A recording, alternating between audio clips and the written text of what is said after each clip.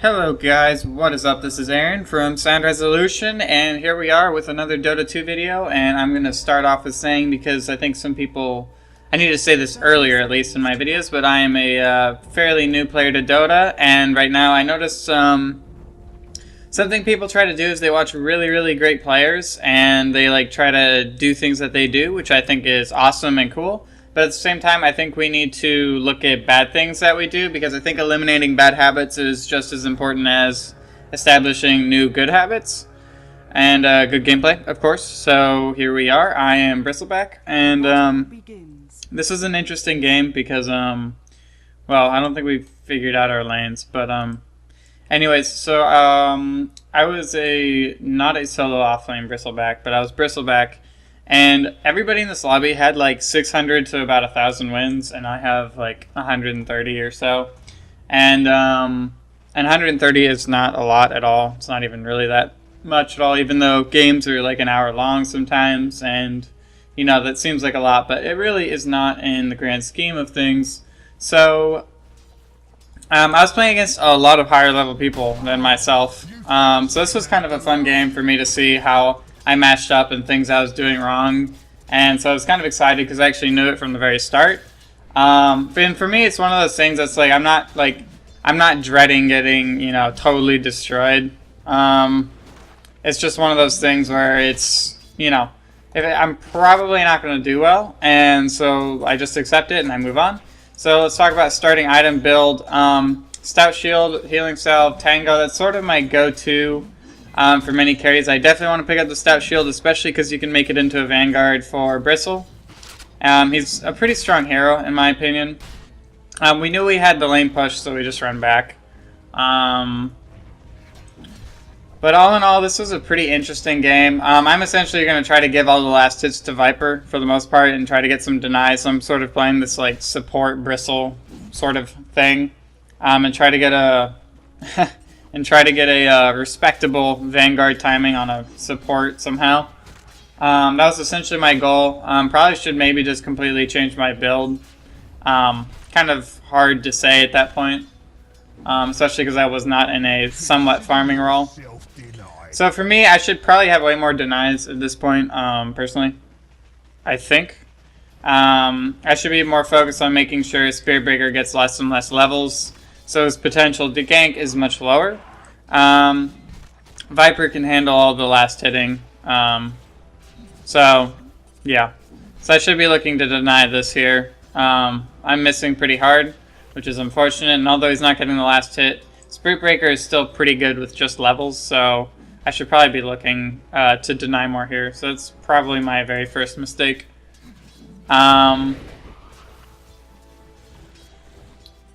I go over here. I didn't even notice. This was a complete mistake. I didn't notice Omni was actually already over here.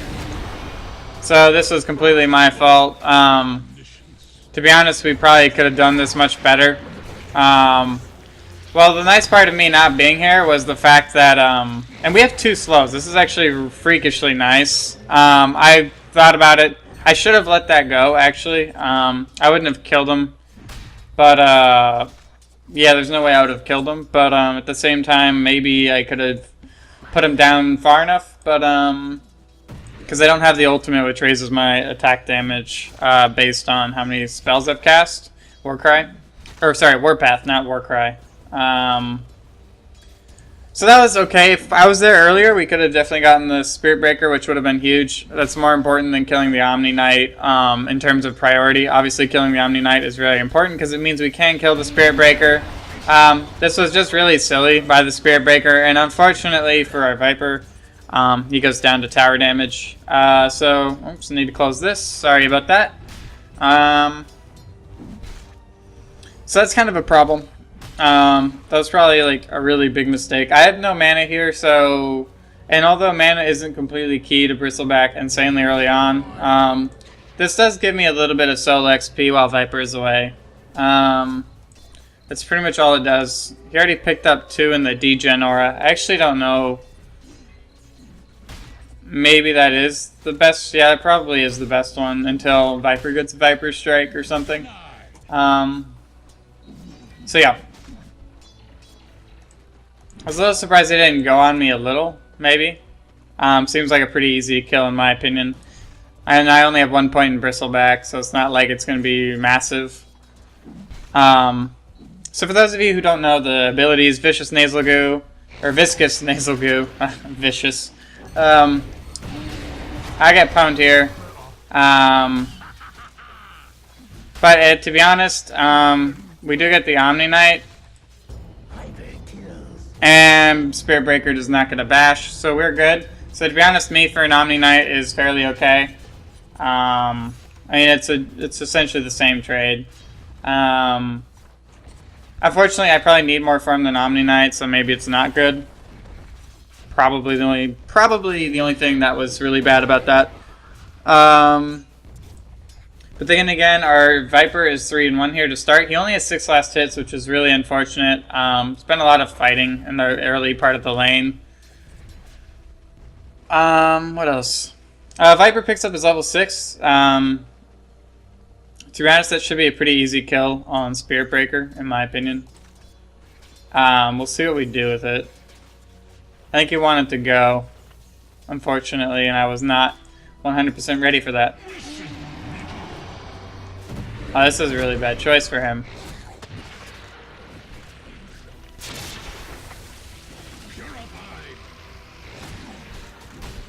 Viper could be running back and attack moving right now.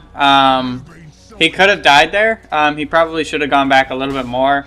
There's not too much more I could have done than just spam the goo and the quills.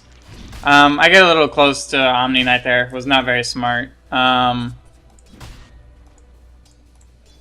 I know he can do that. I've played against him several times before. So that's just me being sort of unaware of hero abilities, which just comes with experience, unfortunately. There's no real way. I mean, studying the heroes is a really nice way, and then sort of taking account of what they have, especially in your lane. And the adjacent lane is pretty important, and then just watching the lane, seeing who's missing and all that can help your survivability. And I almost kind of blew it there. They theoretically could kill me with a purification, like Spirit Breaker charge, like a Spirit Breaker charges on me and then I'm purified. Could kill me. But Bristle in the 6.79 update was buffed slightly with his attack animation, and I think there was a change to one ability, barely. I can't remember, unfortunately. So the nice thing about this lane is we have very good punishing ability because we both have a slow. Viper does a good job denying kills there. Spirit Breaker charges. Viper probably could move back. I'm not sure too much what the point of just sitting there is. I'm at least able to get Omni Knight, but I do die to the Spirit Breaker. So giving 2 kills to the Spirit Breaker there was a really big mistake. Viper could have been further back. Once a fight happens like that, all you can do really is Viscous Nasal Goo and Quill Spray. And to be honest, me killing the Omni Knight for the Spirit Breaker and then the Spirit Breaker killing me is actually bad. I should not go for that kill, and although that may not make a ton of sense, like, it sounds like going 2 for 1's better than going 1 for 0, but to be honest, I should have just left that fight once I realized Viper was dead, and there's no way we could kill Spirit Breaker, because that's the only way it would make up for it. So that was definitely a bad read. You have to look at the values. Like, if you can kill Omni Knight, that's great, but if it means Spirit Breaker gets a kill, that's not worth it. Most of the time, I would say. So yeah, misplays big time in the laning stage right now. Both lanes are pretty aggressive right now. We had some courier management problems. I have no clue what was happening here. Our courier was literally just sitting there the whole game. I didn't see that, and as the support in the off lane, I should have microed it back too, but it's literally going to sit there for minutes and just die because I wasn't paying attention. Pretty big fail.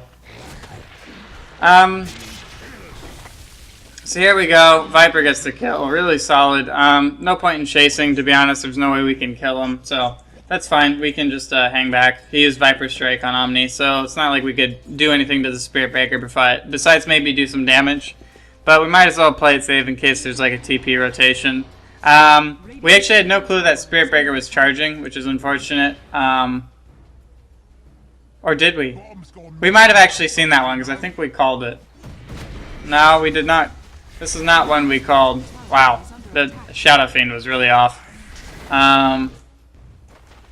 So unfortunate. As Bristleback, once you get points in Bristleback, the ability for it is to block damage from behind and from the side. Quill Spray, you do it, and you sort of want to do it more and more because it essentially does an exponential amount of damage the more and more you do it. People in the river, for some reason. That's us. We wanted to gank, apparently, Shadow Fiend, which... This is really wasted. No, both of us shouldn't be here. I'm not sure what the point of this was. I realized this. I should pick up this DD rune as well, or at least point it out. Also not good, but we really wanted to kill this Shadow Fiend, apparently. So we stick around. I'm going to dive. I'm going to tank the tower, which is the right choice. Juggernaut comes in and cleans up with Omni Slash. We didn't really need it, but oh well, he secures the kill, which is fine. Otherwise, that was okay. We committed a lot of heroes, wasted a little bit of time there for sure. We could have done that much more efficiently, which Dota is all about efficiency. If you're not doing things very quickly and very well, then there's really no point in doing a lot of the things you're doing. So, although it may not, like, getting a kill sounds great in theory, but if it takes you too long to do it, then it's actually a waste. And there's not too many games that are like that, which is why it's much different than most games. So yeah. Alright. I have a one-on-one here with essentially Omni Knight for a little bit in this lane. Our courier died, as you guys noticed, because it sat there. Because that was really my responsibility, to have it not be sitting there, in my opinion. I was a little scared of the Spirit Breaker charge, so I backed up, which clearly was coming. I was able to juke into the trees. This was a pretty bad play by them, to be honest. I'm a little surprised he left me, because it's just like 2 hits for a kill, but I'm able to come back here and contribute a little to the fight. So that was at least a good play by myself to go into the trees. Avoid them. They probably could have chased me down and at least killed me. Omni Knight could have. So I run back to base. That was pretty good, actually, I would say overall. That worked out really well. Really good gank here. The glimpse just to ensure he stayed in the kinetic field with the Ice Blast. So that's a good kill. It's a really good gank. Only takes 2 heroes, and then obviously an ultimate from Ancient Apparition, of course. So yeah, not too bad. That was really well done by the team. So I TP'd to top lane because I realized there was nobody essentially there for us to take the XP and farm, so I'm going to take it. And we have a Bane here. It's kind of dangerous if like there was a Spirit Breaker charge with it, but there isn't, so we're good here. Spirit Breaker's off the map, isn't he? No, he's not. He's on the map, so I don't think I saw this. But at least it works out in my favor. Especially against the Spirit Breaker, it's important to keep track of where he is more so than others. And we decided at this point we want to push the top because we have had a pretty good early game. It's been very active, 6-12. And we want to take a tower off of this. So pretty smart move. We have a really good pushing lineup, to be honest, just with Juggernaut alone. And Viper's pretty tanky. We don't really have good mass AoE clearance besides Thunderstrike really and my Quills. So not the best in terms of creep clearing, but just in terms of pure pushing with the healing word, we should be able to effectively take down towers in the early game. There's Shadow Fiend and people. I don't think we really wanted to fight this.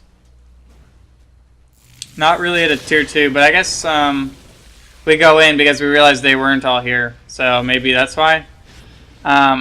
We saw that there was a Nightmare and a Static Storm. Really good defensive Static Storm there. Really makes them freak out, to be honest. And our Juggernaut says, you know what, I'm diving this, and I'm going to Omni Slash.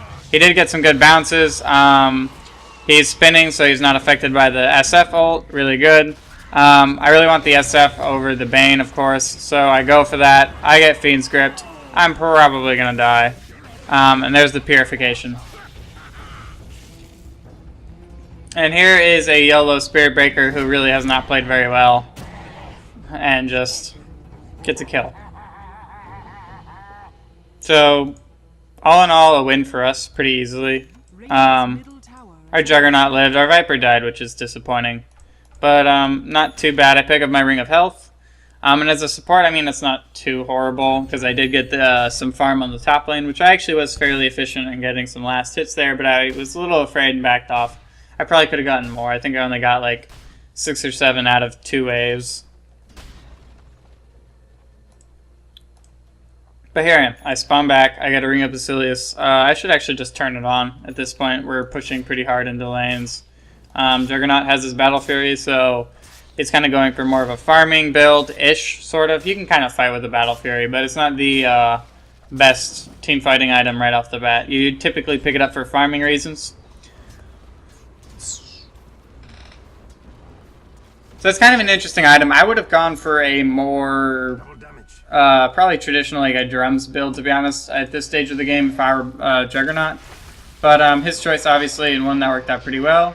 Huskar gets soloed by Viper because of the high physical damage, and it's pretty funny because Huskar, it's like he likes to lose health, but Viper likes his enemies to lose health as well, because he gets bonus damage while the other person's down, and it's physical damage, so it's not really blocked by that by the magic resistance of Huskar. So Viper is actually really solid against Huskar. So that's a good pick and good execution, knowing that he can 1v1 him. And to be honest, Huskar, really bad acknowledgement of his hero and the other person's hero that he's going against. So didn't really make a lot of sense from him. So that was kind of a pretty big mistake. And they're really going to need him, to be honest, just to at least tank some for the fights. So him having an Earn and Treads 16 minutes is a little rough. But here we go, we decided, you know what, we're going to push in bottom lane, and this is pretty good for a pub match. This is decent systematic pushing. We're like, okay, let's just get this going. We realized our Juggernaut was, holy cow, and he's going to be able to, no.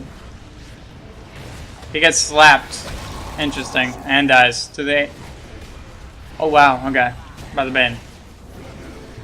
So we kind of really lose this fight pretty hard. It looks like we have gone 2 for 2 here because of our general advantage, and we're going to be able to take SB because he's too aggressive. We should even be able to get this SF if I can, get the goo off.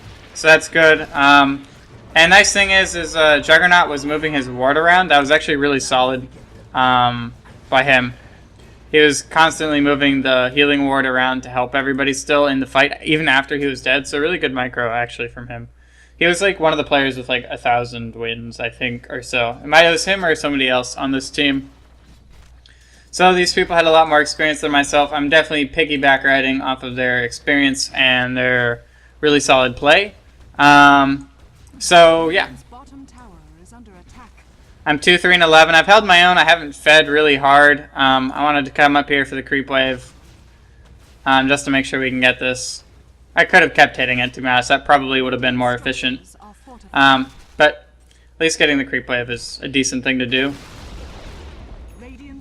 And I can get some last hits in this way. And I should have plenty for my Vanguard now. And 18 minutes isn't a horrible time to get a Vanguard. I'd rather have it around 12, much more so. But in a support role, I'm okay with 18, I think. Yeah, I think I'm okay with that. I don't think that's too horrible. For my skill level at least, and my role for the team. So here I am. Pick up the Vanguard, which is pretty good. I pick up my Treads, which is also going to help quite a bit. As a strength hero, you can essentially just switch on strength Treads unless you're kind of like not dealing with damage or last hitting, because then you just turn them to Agi, so the Vanguard does essentially a little bit more effective healing on your total health. So it's more efficient to sit on like Agi Treads if you're trying to regen mana and health. So there we go. Do a really good job picking off Omni Knight. His positioning was pretty poor. Our Viper went up too far forward, but at the same time, this does bait out the Bane. I can just eat that, to be honest. I had my back to the Shadow Fiend ult. I saw that coming, but I knew if I faced away, I was probably going to eat maybe only 200 damage. I need to hit the goo here, and Juggernaut was just saying dive, dive, dive, dive, dive, and we got it. So really good call by him, and really good fight for us. It was just a bunch of mispositioning, to be honest, from their team. And really poor play from the Spirit Breaker. I think he threw a lot of ganks, and I think he threw a ton, personally. Unfortunately, let's see. He does have 5 deaths. It's like he has the 5 kills, but he does have the 5 deaths. But he isn't as bad as the Omni Knight in these team fights, at least. And we said we can essentially just grab racks, to be honest, off of that mistake at 20 minutes. So 20 minutes racks in pub play doesn't really happen very much, at least at my skill level for sure. Teams aren't coordinated enough, and they usually don't pick lineups that are very good at pushing. So Kinetic Field really scares them off. So we take racks, and we should just back here. Here comes Spirit Breaker, though. Unfortunately, 3 of us get hit by that. Except we blow up the SB, so that's pretty worth it. Disruptor does die. We kill off the SF. Worth it. Plenty. Kill off Huskar. Completely worth it. Omni Knight decides he's going to come in for something else. I don't know why. I think I was able to face away at the last second, and I was able to avoid the damage, so really good. Bane thinks he's going to be able to do something. At this point, this is where they just decided, you know what, let's just completely overextend. Here I am, and we're good. We're done. We got the kills here. So pretty poor play by them. And the other team was actually similarly skilled. They all had like 600-ish wins. And although I'm not making like completely amazing plays, I am holding my own in this fight.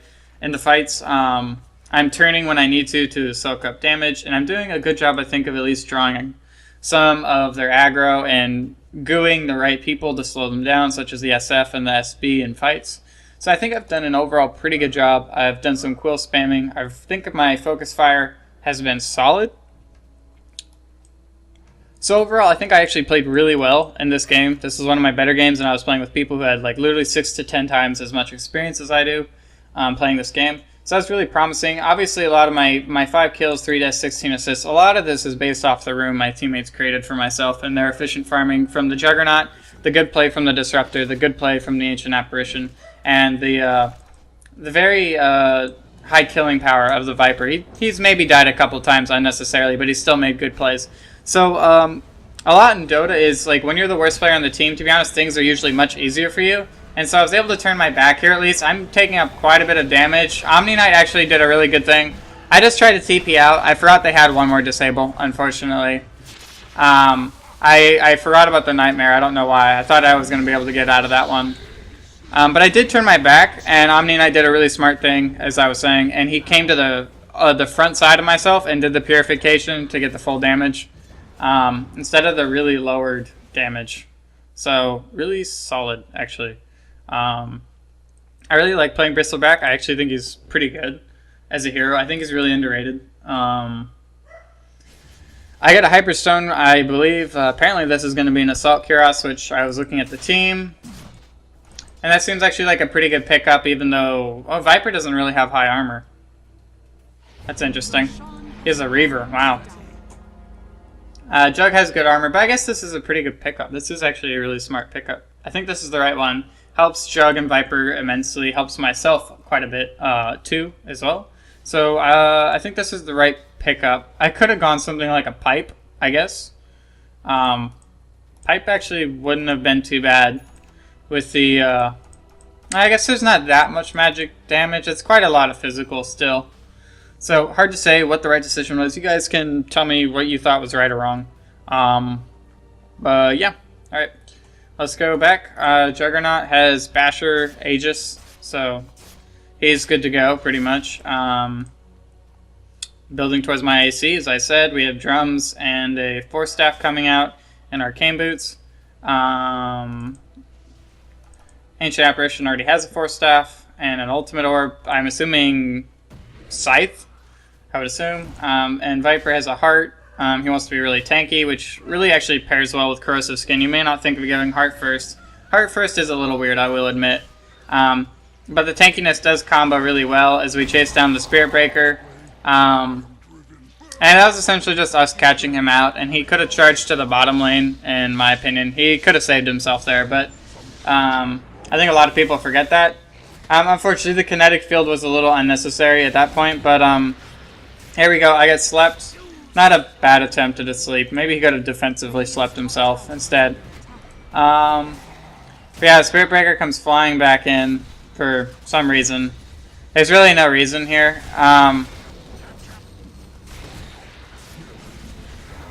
A just gets popped. It's like, okay, that's cool. Spirit Breaker does get away. We really should have killed him. That should have been a kill if we were a lot more coordinated and had a bit more focus fire or a single stun. We don't have a single stun. The closest thing we have is Viper Strike, which I would love to see this guy pick up Aghanims. I think that'd be really solid. Radiant's top tower has fallen.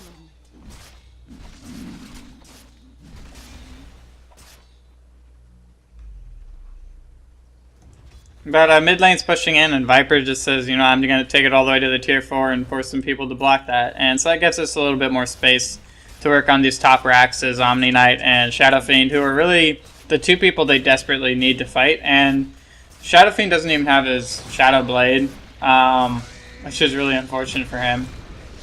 We're not really dealing with a lot. Bane grabs Aghanims. He probably could grab a better support item. But they're kind of actually doing a decent job of at least fending us off and sit here. I got Fiend's Grip again. I'm not sure I should be the target of his Fiend's Grip, to be honest. I disagree with that. I think I can just take up so much damage, and my damage output isn't necessarily as high as a Viper or a Juggernaut.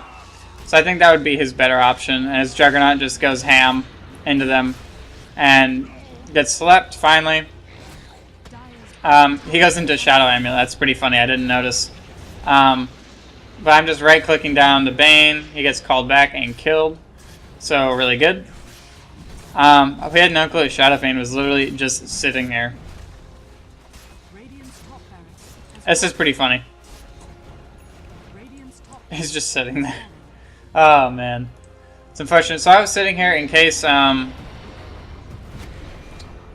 actually almost got caught in the unfortunate position of maybe being of getting bashed and then maybe being inside the fountain. That was pretty close, but did not happen. So we pretty much win the game really quickly, to be honest, for a pub game. I think my item build, the fact that I was able to get an AC up was just a testament to how well our team played overall. So I hope you guys enjoyed this video. It is definitely a little bit shorter, so I hope that helps. I'm thinking of breaking my videos up a little bit better and highlighting mistakes more so. But overall, I hope you guys enjoyed. This is Aaron from Sound Resolution, and I hope to see you guys next time.